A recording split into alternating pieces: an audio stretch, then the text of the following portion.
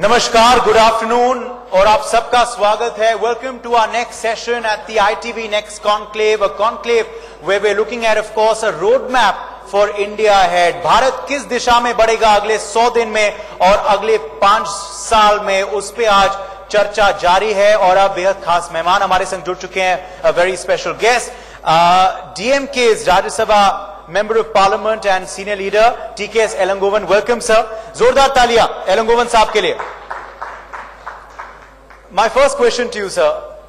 How do you see Tamil Nadu politics particularly moving forward after the recently concluded Lok Sabha elections?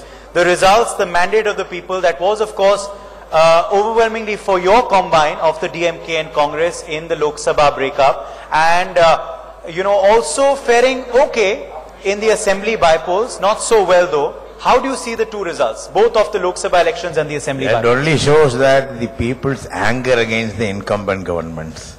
That is the main reason. Both the government at the center and the state, people were angry with the government, so they want to change the government, particularly the people of Tamil Nadu. So they voted against that combination of BJP, DMK, ADMK. That is the reason, that is how these results have come up. But it's interesting how in the Lok Sabha polls, you got an overwhelming majority of the seats in Tamil Nadu, but not so much in the by-polls, sir. If you had won a majority of the seats in the by-polls, then many said that the current EPS government stability, there would have been a question mark over it. But you couldn't win a majority of the seats in the by-polls. You are wrong. Out of the 22 seats which went for by-polls, except for one, the remaining 21 seats were held by ADMK. We have won 13 out of the 21 seats which was already held by the ADMK. We had only lost 8 seats. It's a trend. Yes. We have gained. Earlier our number was just 87. Now we are 100. That's why we have won in both Lok Sabha and State Assembly by-elections. Okay. Speaking of course quickly now though about regional parties, do you believe, looking at the overwhelming mandate that Mr. Modi and the NDA have got, regional parties' importance will come down?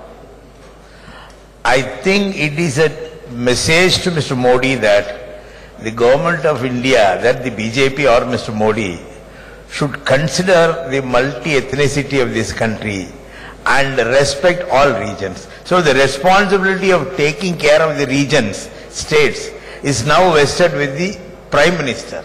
That otherwise, people have the country is divided into linguistic states, and every region has a language, has a culture, has a practice, and ethnic practices. So these groups, India is proud of being it because of its unity in diversity.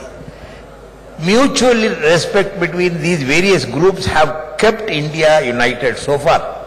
So this should continue. Maybe it is the regional parties that were holding 40 in the states, or now that the BJP has come to power, it becomes the role of the BJP to protect the interest of each region, each language, each culture, and ensure that they are respected. And do you believe they are not doing that?